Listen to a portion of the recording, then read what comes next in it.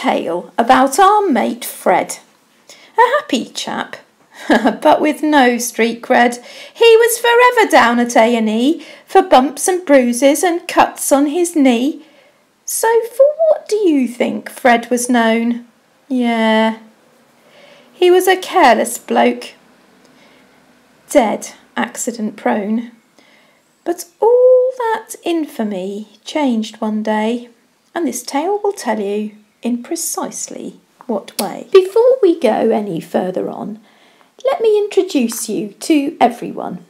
Builders are we. There's 5 in our crew: Fred, Billy, Dave, Pete and myself and Drew. I might put an ad in here, don't mind if I do. Want a house with a flat roof? We're the crew for you.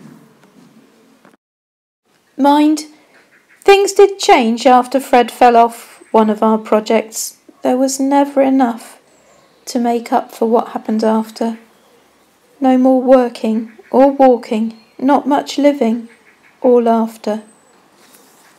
For Fred lost the use of his very fine legs and was confined to the office and building regs.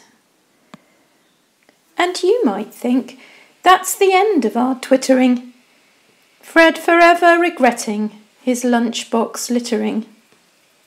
But no, it's not, because of what happened last Monday. And I'll begin our story on the previous Sunday, when we all heard the gossip about Jesus who heals, made blind men see, and the lame do cartwheels. We all ran back to tell Fred in his bed. Jesus is coming. He's the man who can give you your life back. Walk, hop, skip and run. Don't hang your head, Fred. Meet Jesus. Come on. I can't say he was super excited. He just lay there, shrugged shoulders, said he'd be delighted.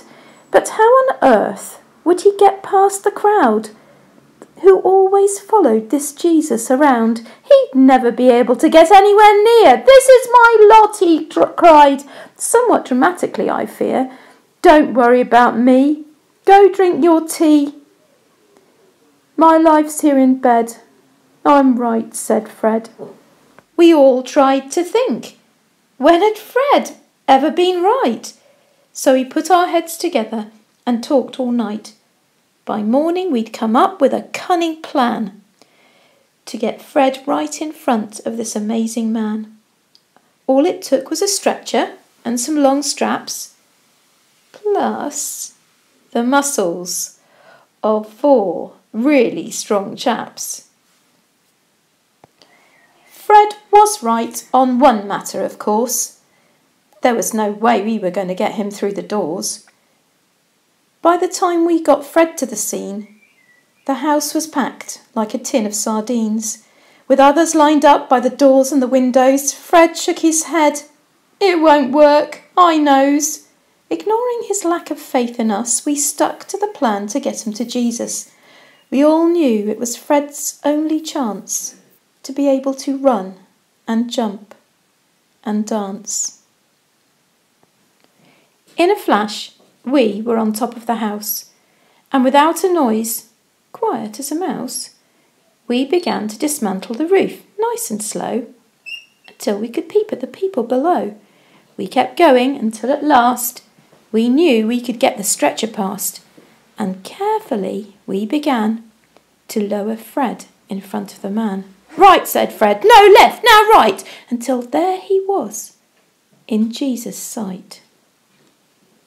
But what do you know? My heart nearly burst. Jesus looked up to us fellas first, saw what we'd done, pinned all our faith on him, looked back at Fred and said, Son, your sins are forgiven.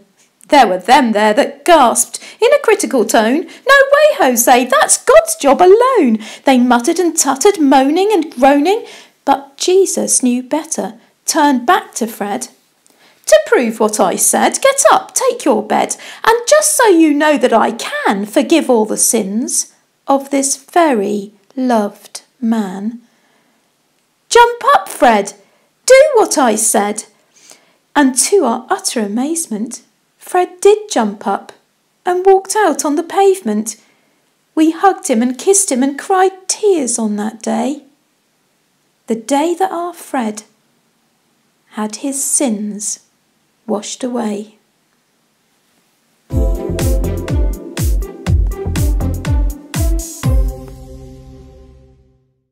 And I swear on the Bible, this story is true. Check it out. You can read it in Mark chapter 2.